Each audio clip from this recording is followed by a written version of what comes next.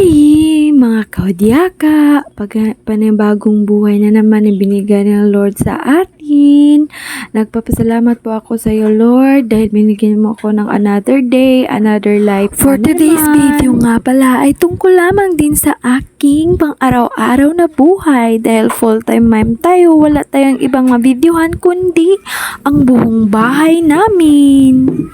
At pagkalabas ko nga po sa kwarto at ito na naman na ang nabungad ko at yung asawa ko ay nagluluto naman ng aming kanin dahil siya talaga ang natasan dito na magluluto ng kanin araw-araw kapag umaga dahil siya yung unang bumabangon para magluto.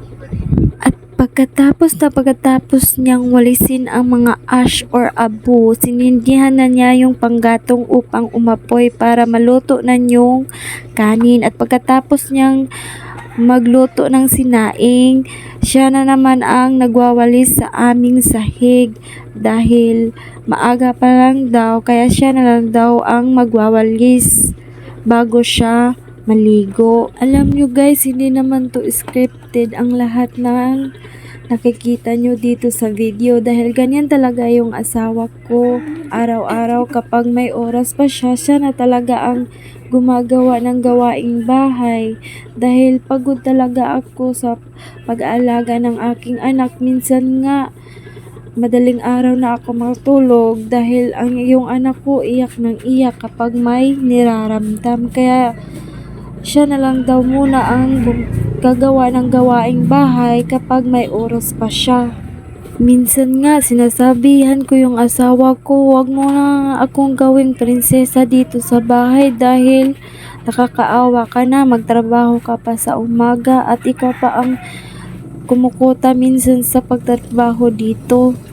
At fast forward na nga tayo guys, at ito naman yung alaga kong manok, humihingi na naman ng pagkain niya. Ganyan talaga siya araw-araw guys. Bago mo palang buksan yung pintuan nyo, andyan na siya sa harap ng pintuan nyo, nakabunga.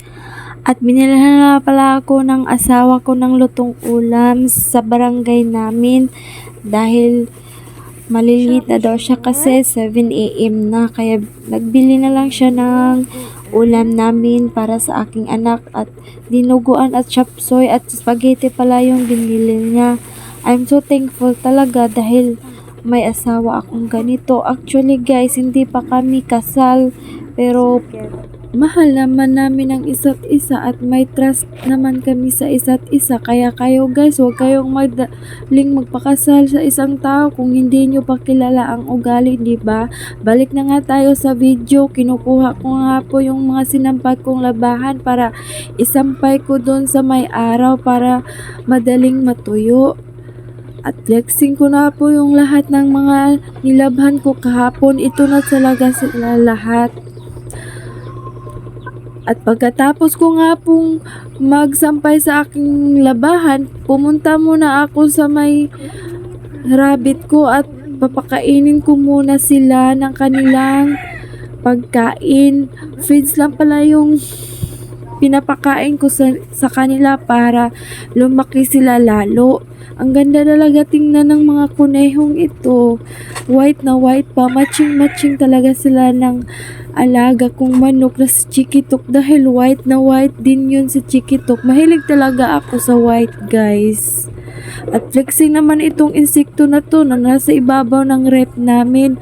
At kung gusto nyo ma-shoutout sa next video ko, i-share nyo lang this video guys. Bye!